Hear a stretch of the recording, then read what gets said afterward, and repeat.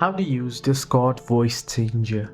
Well, to use the Discord voice changer, you can either use the built-in filters by clicking the mic icon within the app. Now you'll be able to do so on the PC application. However, if you try to do it on the mobile application, let me show you here.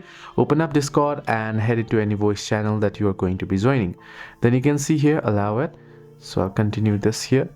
Now you can see mic icon here. If I tap on it and if I swipe it down, I'll be able to see here various options. Now I can see noise suppression option, and I can see voice settings. If I head into voice settings, you'll be able to see sensitivity and many such options, but you want to get the option to change your voice. There is no any filters option, voice filters. So if you are using the PC version of Discord, you can either use the built-in feature, the voice changing feature this way, like I've just shown you, or you can use the third-party voice changers like voice mode or voice.ai and set it up with your Discord PC and use it.